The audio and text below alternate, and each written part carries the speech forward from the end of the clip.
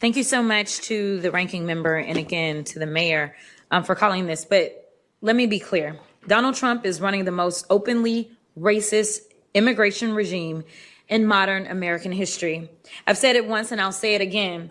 Donald Trump's mass deportation system makes me think of what a modern day slave patrol would look like. Slave patrols were armed groups empowered by the government to control, intimidate, and terrorize people solely based on color. That's what's happening now. Donald Trump is sending mass agents without warrants into communities of color to terrorize the people who live there.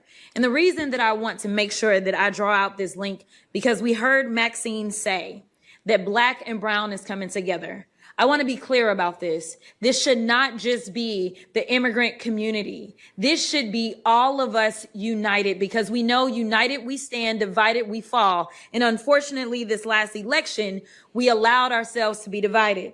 Now, Ms. Velez, it's my understanding that you were detained by federal agents while you were on your way to work. Is that correct? Did any of these agents present you with a warrant? No. An explanation? No. Did they do anything other than illegally detain and arrest you? Yeah.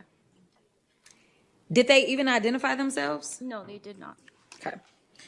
Donald Trump has created an environment where these agents believe they are above the law. And one of the things that the ranking member just said was that there's a level of dehumanization.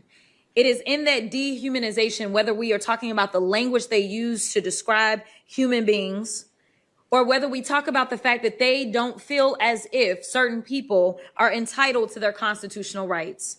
That is why Ms. Velez, unfortunately, was denied her constitutional rights, which we know she was supposed to enjoy in, just like those in our immigrant community. But this isn't just that this is the most openly racist immigration regime in modern day history.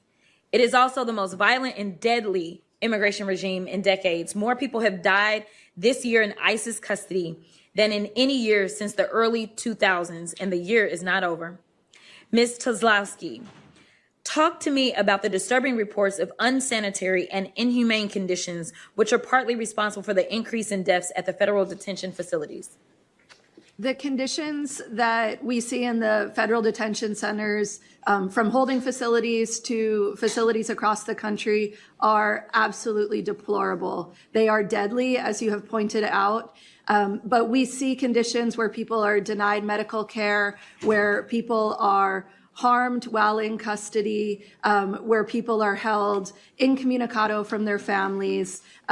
What we are seeing right now are the most horrific conditions, and they are simply designed to get people to give up on their cases. They're intentionally cruel, being kept away from their families.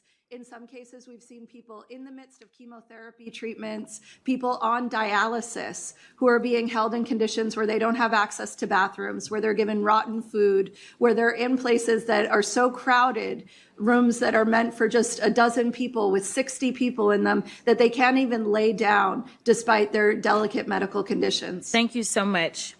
Listen, Donald Trump has dehumanized people of color for decades. I want y'all to understand this is who he is. This is an actual feature of what it is to be Donald Trump instead of a flaw. He demanded the execution of innocent Black boys.